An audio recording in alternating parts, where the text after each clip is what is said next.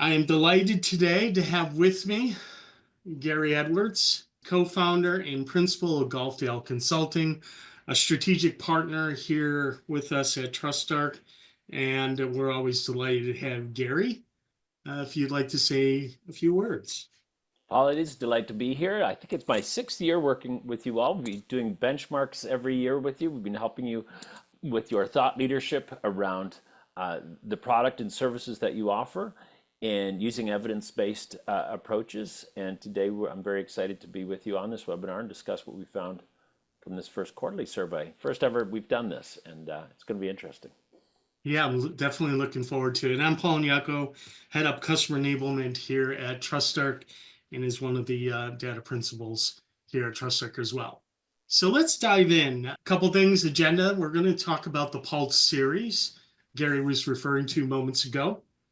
Gary's going to walk us through real briefly the methodology he took. Make sure we're all grounded in what we're talking about when we talk about data brokers.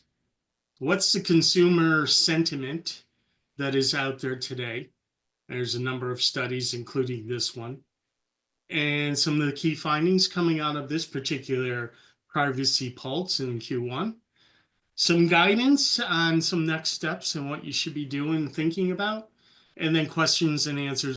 So Gary, kind of tell us what this is all about in this first initiative of this series. Absolutely. And so this is the first of first of four initiatives that builds on the annual privacy TrustArc benchmarks that we do yearly. And we wanted to take a quick look at issues around some topics that are really timely and are in the news and very much on people's mind. Again, whether you're a consumer or a professional, and many of us are both wrestling with these issues, want to take some really timely issues and do a quick deep dive on them. So the first, which you can see here today, and why you're here listening to these results and Paul's commentary around them, is want to look at data brokers and this ability for companies to aggregate your personal information from various sources, sometimes with your consent, sometimes without. What does all that mean? How are these sold to third parties? Again, do people know that it's happening? Don't they? And of course, for our audience, what are the major privacy concerns from a professional standpoint and also from a consumer standpoint? What controls are in place for both? And what's the role of the regulator here? Are they doing a good job or not? Not according to my point of view, but according to the points of view of both professionals in the field, as most of you are today, and as consumers. Yeah, great point. And thank you for all of that, Gary. So with that, kind of moving on. So how did you go about doing this? Well, we want to get a really strong kind of directional evidence-based input, again, from I think what makes this quite interesting versus other polls you might see that are out there. We want to compare and contrast the consumer view with the professional view. So we went out, and it's about getting an initial read. So we talked to 300 consumers across a lot of geographies, a lot of US based, but we also went to Europe and got UK, Germany, France, Italy here, as you can see. We did that on the consumer side, and then we matched it on the business professional side, as you can see here. And generally, we're trying to get a short survey. If you were doing a margin of error, you'd say, okay, what's 300? So maybe a 5 or 6%, margin of error. But what you'll see in these results is whether it's fine point science down to the percentage point or just directionally, what are we seeing? I think the latter's the truth here, and it was very revealing because some results are so clear that when you see the differences, that look, even if it varies a few percentage here, we definitely see the direction of both consumers and professionals, what they're thinking of. And then generally the approach we've taken for this survey, which we'll take for the future surveys as well, to keep this interesting for you and not too nerdy, but here's how you approach a survey of this kind. One, you just want to know if people are aware of it. And then if they're aware of it, you want to know, okay, and given you're aware of it, are you concerned at all? What are your concerns? And then based on that concern level, what are you doing about it? And especially for those who are concerned, and again, for those who aren't concerned, what are the actions? How are they differ for these two groups? And then obviously just whether you're a business, what are you actually doing about it to address what consumers require and the regulators require? But then if you're on the consumer side, just getting to, again, the actions you've taken, and do you feel like these are helpful to you? What do you think others, for the consumers, what do you think others should be doing? What do you think businesses should be doing? What do you think is the responsibility of the various regulatory bodies as they exist around the world? Lots of different approaches to them, but everyone obviously paying a great deal of attention to this. In short form, we want to get at that sort of funnel. You're aware, are you concerned, what actions are you taking, what do you think you and others should do about it, is the form of all of these surveys. And we've got some important data to share with you today to prompt a good discussion. We don't pretend to know every single answer to what you should do, but we put ourselves in the center of that conversation based on where the sentiments of both businesses and consumers are on these important issues. It's a great point. That you bring up. Obviously, the criticality, right, in any type of change and understanding is the awareness. And been doing, obviously involved in privacy for a number of years. It's been interesting to watch the evolution of the knowledge set, right, with each passing year, next generation, and so forth, and their ability to greatly understand, what is the world of possibility versus, if I may say, Gary, your generation and mine, maybe a little sluggish in understanding this stuff compared to the younger generation. And I think that kind of will prove out a little bit in the results we're about to get into. So let's do that. This next slide, a lot of, and it goes along with what we were just saying, there's a lot of folks that I think made an assumption that somehow data brokers were outlawed somewhere along the way because of their ability, right? And people were concerned. But as I have basic discussions with consumers in my family or whatever, there's this assumption that they're still doing it. They're still able to do that. And the answer is, yeah, quite a bit. And I think it's almost like for a certain group of folks, it's a wow factor, right? And how do they collect all this information, right? How do they harvest this, right? Obviously, they connect through anytime you do some sort of transaction, right? There's the potential of understanding what exactly, what type of credit card, as well as specifically what did you purchase in doing that, right? Behavioral tracking. We hear this talk all the time about. So what is really being tracked in some of these cookies and these pixels and whatever trackers that may be on these various devices? Public records, right, is another one that is commonly scraped. And again, brought into a central warehouse, a data broker who's doing all sorts of segmentation on the fly, as well as putting out specific lists for selling purposes or leasing or some other way of distribution. Loyalty cards is another big one. Any of the mobile apps, the number of things that are going on there. There's of course a whole issue of concern on this bottom bucket, right, which is social media, and we've certainly have seen studies now that some of the harm that is occurring out there, or some of the behaviors that are occurring out there. A lot of people were using the metapixel on their websites, and not too long ago, the European privacy board stepped in and said this is a problem, right? And then one of the DPAs actually took some level of action against Meta. I forget what that fine was, but the point is, there's a lot of harvesting of information going on out there with a variety of brokers. It's not just one, it's not just two. There's many out there.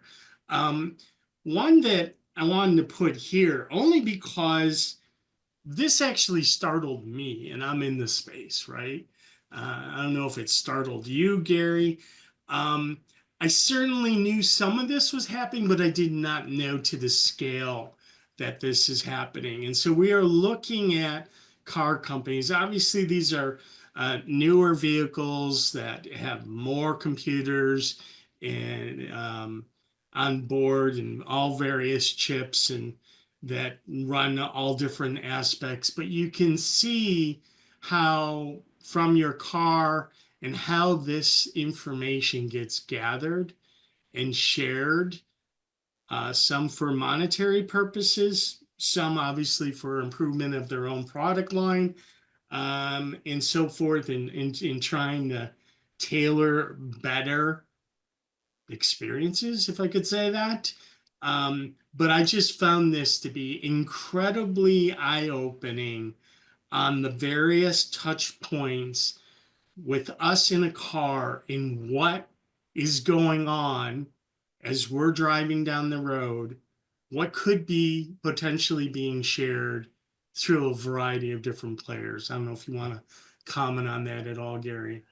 Yeah, I think it's a very interesting slide, and I think the audience is aware of this to some degree. And I guess I just offer the following, which is, how do certain freedoms or liberties get eroded? Well, I think this happens, and privacy is a key example where, look, for a good social intent, right? So maybe it's just insurance companies saying, hey, look, if we knew what your driving habits were, we could offer you a better deal. And it might be very well intended, and it might be well in your interest to be able to say, look, I've got a perfect driving record, but don't just look at how many tickets I've got.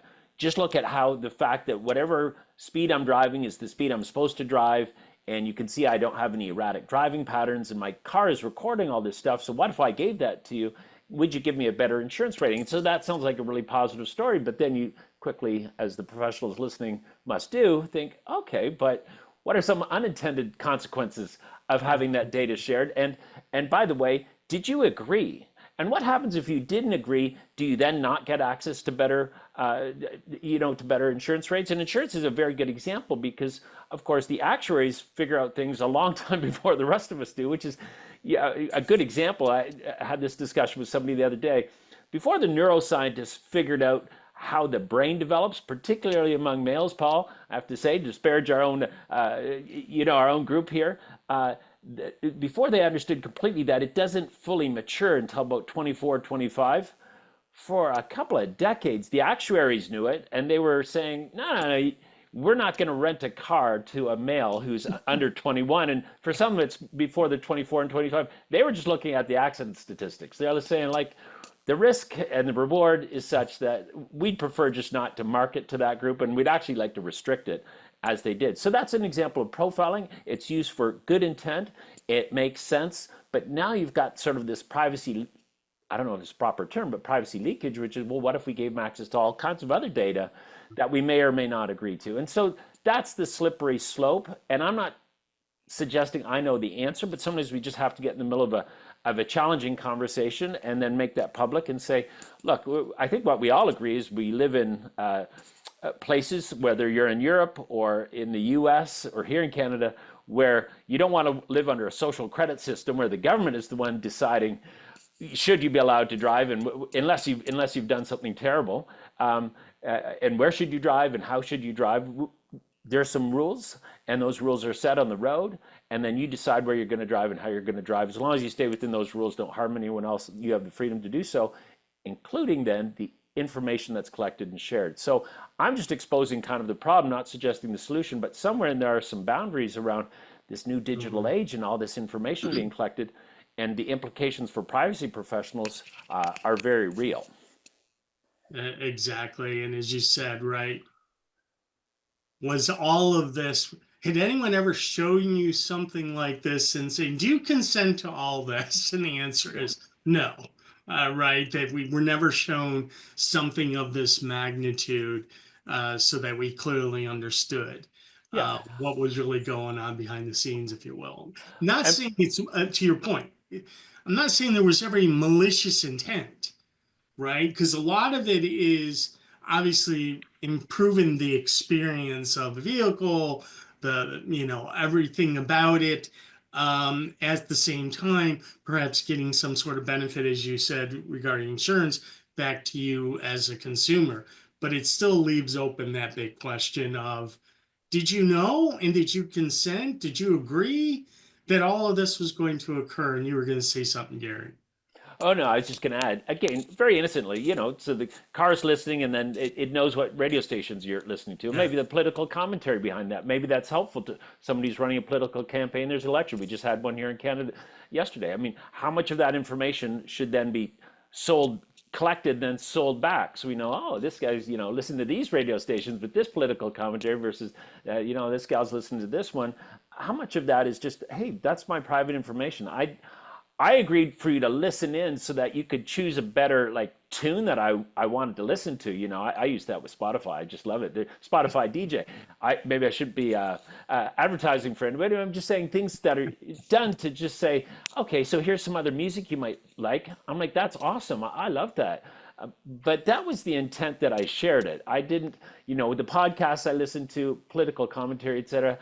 I haven't really consented to you taking that information and then sharing it with others. I think it's just a really good example. And I don't know if they do or they don't, but those are the discussions I think the privacy community has to be in and around and become very opinionated about, both to protect consumers and to protect the companies that they represent, and ultimately to protect society.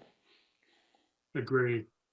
So moving on to the consumer sentiment. This is as we were putting this together, I'm a big fan of the Pew Research Center, and some of the studies they've done, particularly for a while now, regarding privacy, data security, and so forth. I guess none of this was a surprise to me, and I think what it was, the reason for us kind of surfacing this is to go along and basically say that there is, confusion out there, right? There's concerns out there and how that data is indeed being used. Some have, as they explain here, no understanding, right, of what is transpiring there. And then on the right hand side there, public expects AI role, right, to basically lead to things that is going to be uncomfortable, right? That there's going to be disruption there. We certainly have seen disruption in a number of areas already when it comes to AI and AI's use. And then obviously, this one I think is the one that we really need to pay attention to as privacy professionals, and that is, does it really matter what if they take an action and what action it is, right? We need to be able to demonstrate to them that here's what we're doing. This is what we say we are doing, and we're doing this. And if you object or have a difference of opinion here, give me the tools in order to action against that going forward. So I don't know if there was any surprise here from you, Gary, given how close you are to a number of these, if I could say, pulses, but Right. Well, there wasn't anything in here that jumped out and said, well, this is new. I think it just reinforces some things we know. The one in the upper right-hand corner here around, AI's role. It's not just AI. This issue's been around for a little while, as all of our audience knows. So I think it was at Stanford. One of the big universities did a scholar did a great study on how much would it cost for someone to compromise their own views on sharing information to companies, based on the convenience. And I think we all know this, but I want to reinforce it again, just because I think it makes for a good discussion, and it's an important reminder. For most people, it's like the cost of a slice of pizza. You go on a website and it says, "Can I have all this information?" And you're like, I've been in around Paul, you and your wonderful team at TrustArc long enough to now be a little more cautious with what I agree to. But you go on a website to order a pizza, and it's like, can I have all your information and can I look at your emails? And I'm like, no. Why would you need to do that? I consent to being on your website to order and give you my address where to deliver it, but you don't need to see everything else. And so just a good example, I think, of look, just for the convenience, but like you're hungry and the kids are like in the background and you're like, I just need that pizza. I'll just click yes to everything. And I'm not sure that's responsible. And then I'm not sure, again, the role of both the regulators and then the role of the privacy professionals, the ones listening today, is to just go back to their companies and say, are we just collecting what we need? Not because I want to limit our business, but I actually want to protect us and do the right thing for our consumers. We're going to come back to this. I want to build some brand trust that we do things that are important for the convenience of our customers. It helps to differentiate us, but at the same time, we do things that build our brand trust. And part of that is the transparency we have. Part of that, we're going to come back to all this, is the fact that consumers can trust us to do the right things by them, by not taking data that we don't need, not using this in some nefarious way behind the scenes and selling it to others. My gosh, if you just want a pizza and deliver it to your house, that's what we use information for, and you haven't given us permission to use it in any other way. And so we don't ask things we don't need to know, and we don't give away data that isn't ours to give. Absolutely agree. I think the important thing to state here is this type of sentiment that is out there. Now, whether this was deliberate or not, at least we're starting to now see, at least on the state side, the various, whatever it is, 19, 20 different states that have moved forward with their own data privacy consumer acts or other type of acts.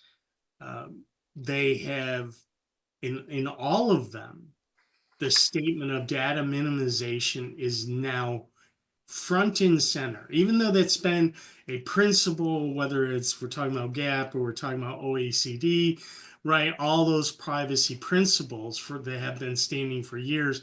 This is really the first time I've seen a real conscious effort stateside to really begin to focus in on asking the question, do you need all this information? If I am signing up for an e-newsletter, why are you asking me for my title and all these other things? Don't you really just need maybe my first, last name, and obviously my email address, and maybe another thing where you're kind of tailoring some content, but you don't need to ask a litany of stuff. Certainly you don't need to ask postal address type of thing. And some people, having worked in that side, right, as a CPO, and marketing team would come to me and say, yeah, but we don't know when we're going to get this chance again. How many times have we heard that? And the point is, there's no need to ask for it unless you need it. And when the time is right that you may need it, ask for it. The value proposition is laid out for you. It should be a natural type of thing. But so let's move on in the interest of time. Great discussion. A couple of builds here. So we're looking at consumers and their personal data and kind of their awareness and proactiveness here. And Gary, Yeah, so I'm showing we've got the bullet point here, 75%. So just as you look at the pie chart, that's 64% who said, I'm aware and I've taken steps around my personal data. And another 11% says, yeah, I'm aware, but I haven't taken any steps around my personal data and giving either explicit consent not to use it or explicit consent to use it. We've got 3/4 of the people indicating that, there's a fairly high awareness here among consumers, and I think that's an important step forward in terms of an understanding that consumers are most consumers are pretty savvy about this. Your earlier results showed that many still felt helpless in the face of it, but let's look at those of that 64% who said, yeah, I'm aware, I've taken steps. What steps did they take? Well, here's the top 3. I adjusted my privacy settings, just right there. I've limited some things that I feel are appropriate or not appropriate based on my comfort level that I'll share. I've opted out of some of my personal data being saved, and then some about a quarter have said no, actually use, which suggests that many, at least a quarter, are saying, look, I don't trust that even if I do the first two things, that it will always be effective. So I actually use some software tools to block the tracking, like browser extensions or what have you, to just say, no, for certain uses or intended or not, I'm just very careful. And I think that's interesting. Again, a fairly savvy, most consumers, US and Europe, getting more and more savvy about this. Many people saying, no, now they're taking steps, and these are the three top steps that they take. Yeah, it's kind of actually I was surprised to see it greater than 50%. I'll be honest with you. When I saw this, I was like, oh, okay. Um, they're starting to have a greater understanding of some of these browsers and tools that are out there. I still think there's, a group of folks, probably my age or a little bit older, and when you say cookies, they kind of look at you like cookies, chocolate chip. Yeah. As we once heard a long time ago, right? When we used to mention these words early on, people had no idea. There's still a number of folks that they certainly have heard of it. If you asked them to explain what it is, they couldn't. They just know that they need to click in order to get to the next screen, right? I mean, that's unfortunately the reality. So, kind of moving on to this next slide. And again, looking at um, the builds here. Yeah. So the previous one was here, that was consumer's view. Now let's contrast it with the business view. So again, these are professionals, all of them working for enterprises of medium size or larger, again, across the various geographies, again, throughout Europe and the US. Two-thirds are saying they do due diligence, compliance checklists. They're paying attention to some of the third-party vendors in their supply chain, either supplying them or that they supply to. They're taking some efforts here. Over half are relying on certification standards to help them with that. Like we do as consumers, professionals also, do the obvious, which is, what do you recommend? When you're talking to colleagues or what have you, and what was your past experience doing it? And then very, very small percentage don't do anything. They don't have any formal evaluation process. So again, I want to show some positive here, which is most are doing something and or several things to help in terms of vetting third-party vendors. And then to the right here, what we see, Paul, is taking some actions on their own. Some mature actions here. Provide, if you're using third-party data, before I buy it from you or use it, you've got to provide me proof that that consumers have consented to it. Again, if you're the final, if you're serving customers with data that you have purchased, then you want to make sure that you're doing it all in an above-board fashion. So the first one is around, okay, we had to buy some data, we appended it to ours, but it makes sense to do so in light of what the customer interest is, and we've made sure the consumers have consented to that. Then you add some contracts into that, almost the same percentage, almost two-thirds are putting that, and making sure that they're covered in terms of some liability with regulators, and then just under half are, and it may be doing this in conjunction with the two prior, but they're doing their own audits, and they're saying, okay, what's your military expression? Trust, verify. I think it applies here, Paul. It's a solid approach for companies who want to have a very mature outlook on privacy and make sure they're doing the right thing. Yeah, a lot of it in my experience is it's almost like you're doing mergers and acquisitions, and whether you're the buyer or the buyee type of thing. I think it's important that to keep in the back of your mind that at any given time, we may be asked to provide some level of evidence, lack of a better term, or demonstrate something.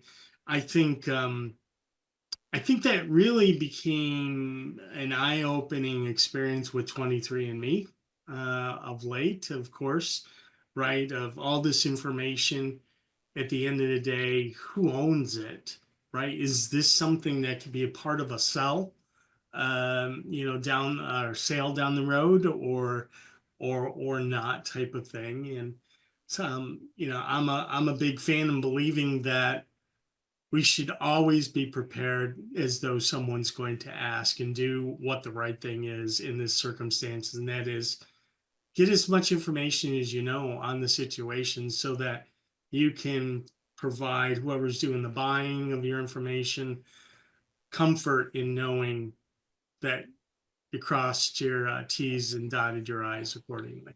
Yeah, absolutely. And we see that in our annual benchmark surveys. A lot of companies, suffer data breaches. They have issues. Maybe it's their own employees or external people, hacking their way through. Bad things happen, and they happen to good people, and they happen to good companies. And one of the ways, of course, companies protect themselves when the regulator comes after them and say, "Oh my God, a lot of public pressure. We got to do something because something bad has happened." To be able to say, "Well, look, first of all, that happened, yes, but it wasn't our intent. And by the way, to protect our customers and the consumers and the general public, here's the steps we take." It's really a much better conversation when those terrible moments happen to be able to say, you do everything that you responsibly should and could, even though it sits outside what's required, so that you have, it's not really complete safe harbor, but it is certainly a way to mitigate risk and future liabilities to be able to say, yeah, it happened, and we're going to double down on the things we were already doing. And life's not fair sometimes, but we take a diligent approach to this. So I think number 3, the conducting assessments, doing your own audits, just again, trusting but verifying, important part of this process that as we see here, half the companies out there are doing, and it's part of a mature privacy approach.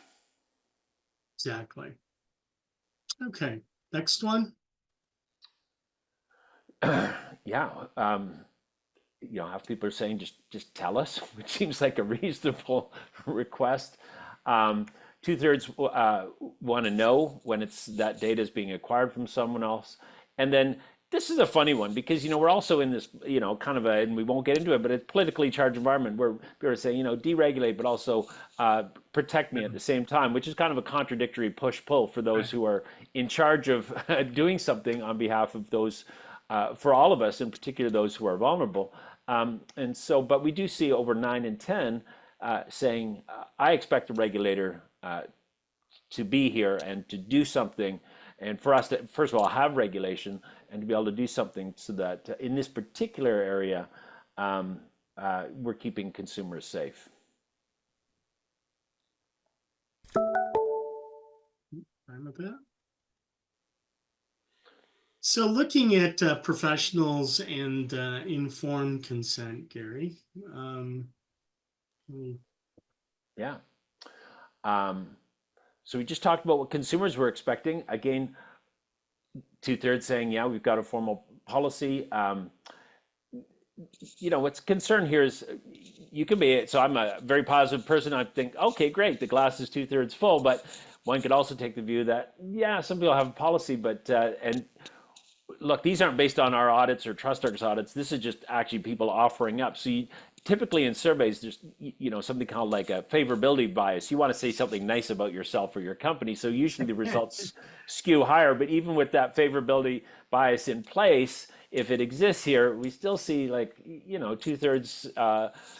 That glass is 2/3, or sorry, 1/3, 2/3 full, but 1/3 empty. So what's the empty side? It's not being consistently applied is the number one. Number 2, you don't have such a policy. And that 2%, we kept it in there because it's something you should be, if you're aware that you do data brokerage or you buy it, then it's only a small but worthy of note that you should know this. So that don't know isn't a great response, even though it's only a small percentage. But those are the kind of the categories of we're not really taking this as seriously as we should. What are the ways that companies do? Let's look to the right. Got to tell them up front. So that's the transparency initiatives. Put in your privacy notice for anybody who looks. Actually reach out explicitly. About half companies saying they notify their companies. And then 16%. Again, it could be these don't add to 100 because you might use several of these, and that obviously might be the very responsible thing to do, which is let them know in every way you can, and expect that your third-party data brokers are also informing consumers. So again, you don't want to overwhelm consumers, but you want to, part of being transparent is being obvious. And so I think these generally fall into the categories, if you will, non-privacy professional term, but I think the lesson here is be obvious. That's part of what, the human side of being transparent. I'm not a lawyer, but if it should be obvious to people, so that if I'm sitting on the jury or you're sitting on the jury, Paul, we all agree that, okay, this thing happened, but I think it was fairly obvious that the companies were doing the right thing. Yeah, they were at least trying to put in place, right, a general Right. understanding.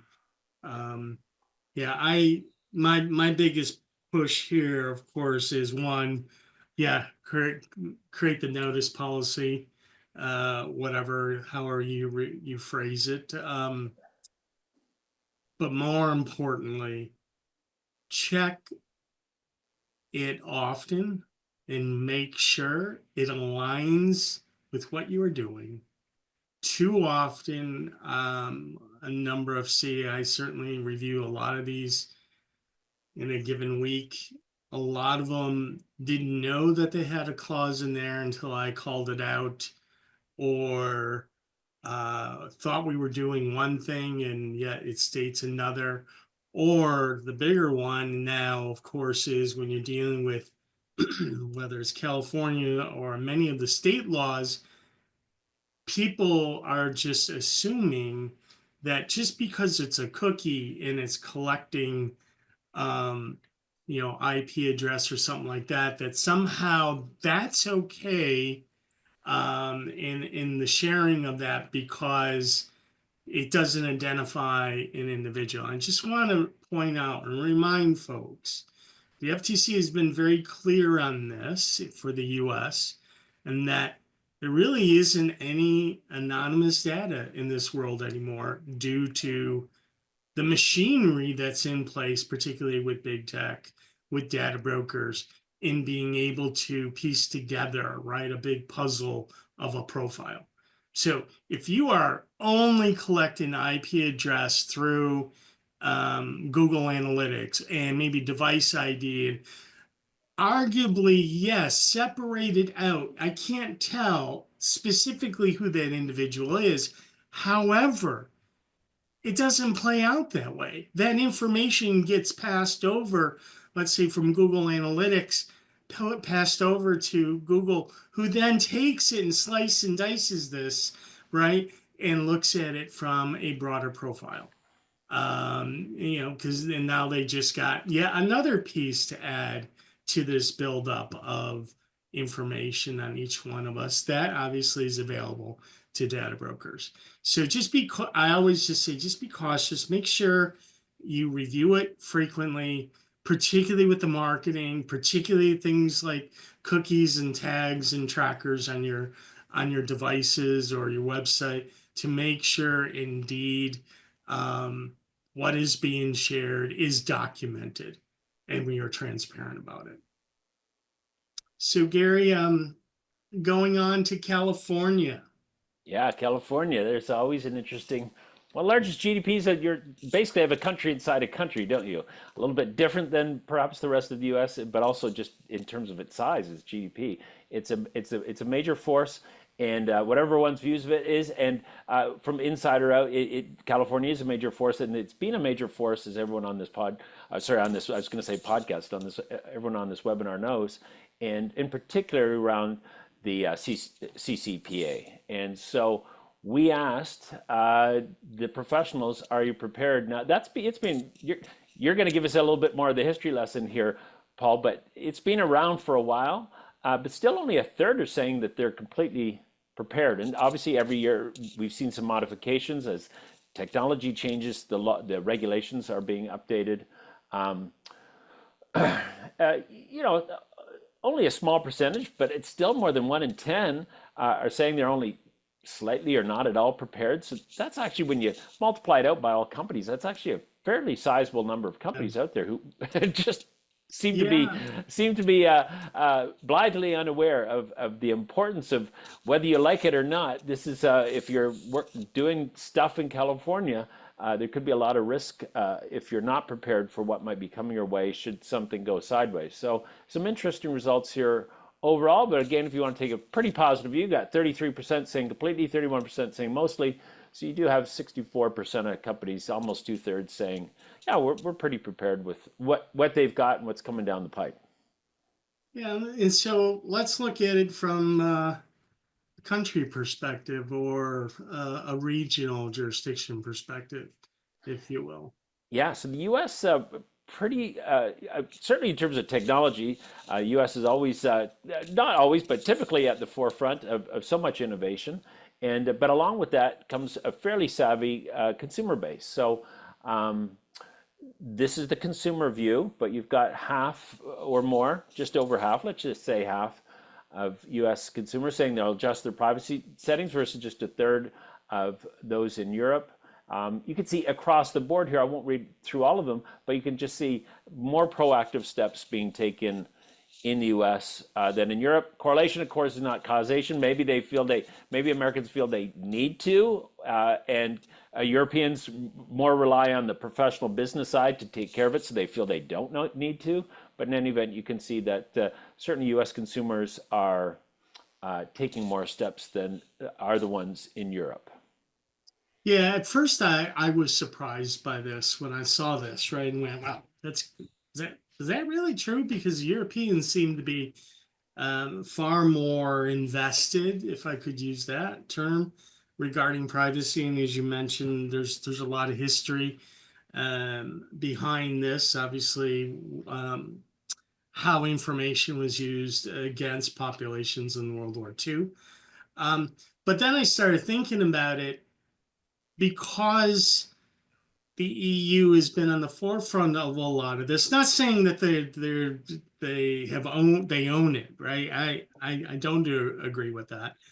Your own country was actually a major pioneer in the privacy space with Dr. Ann Cavokian back in the mid 1990s. So, but nevertheless, it doesn't surprise me now as I look through it and say, the US has to take action because they don't have an omnibus, right? Uh, Basically, bill or policy and agreement across the entire US at the federal level, right? I mean, yes, we have privacy actions at the sectoral level, right? Of dealing with Sure. finances and all those verticals, no question. Um, but from a consumer perspective, uh, particularly those that are in states right now, some 30 odd states that don't have, right, anything on the books, they have to take action in their own hands. And thus, I think this begins to play out and make sense I going. think so, Paul. I think whatever one's politics, I think there's broad understanding that, look, in Europe, you're going to be dealing more with consumer sentiment around, what's government going to do about this? And in the U.S., you're going to be dealing with a lot more sentiment around, what am I going to do about this? Who's the most responsible agent here in terms of protecting me? Is it government? Is it myself? And then if it's whichever it is, what are the tools that I have to actually go about doing that? I think that's partly what we're seeing here is kind of a, if you will, a political identity divide. Yeah. And I don't know if this just necessarily says, to your earlier point, Paul, that U.S. is ahead in this in terms of the tools and the abilities. It just might be more the sentiment of the consumer, which is around. So who's the responsible agent here to protect my privacy? Exactly.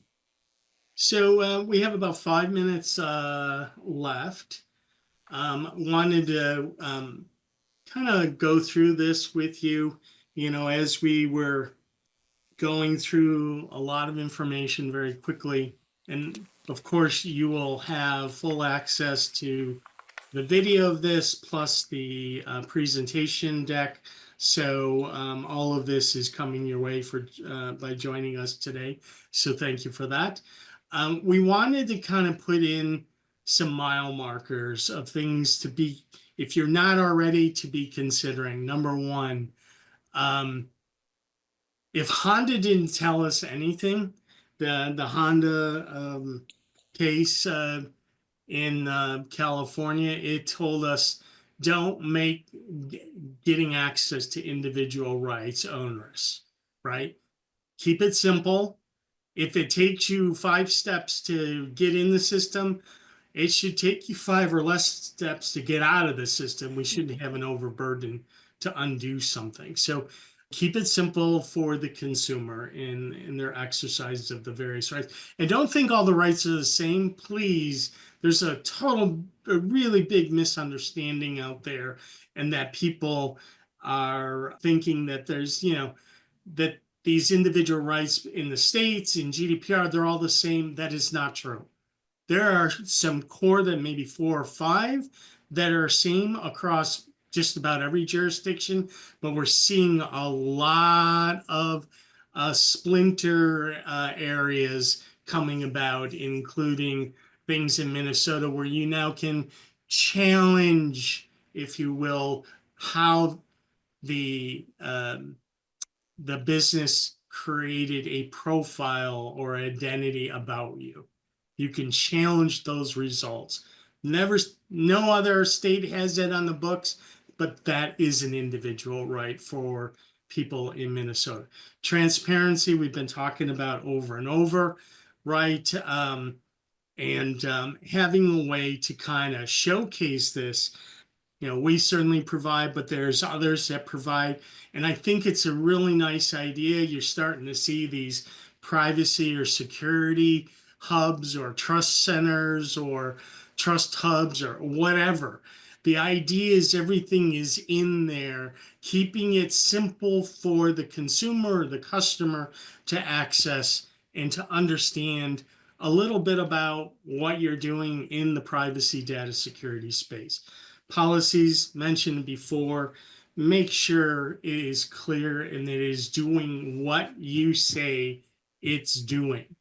Don't have discrepancies there.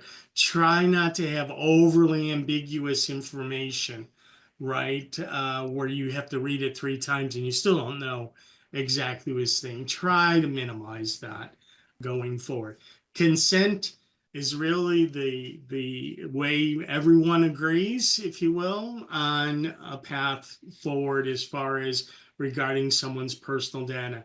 I understand that is not the law of the land in the United States, right? We're still very much an opt-out type of nation that's forcing anything, but really consider, particularly in any of this non-public PII type of stuff, that consent be in that consideration.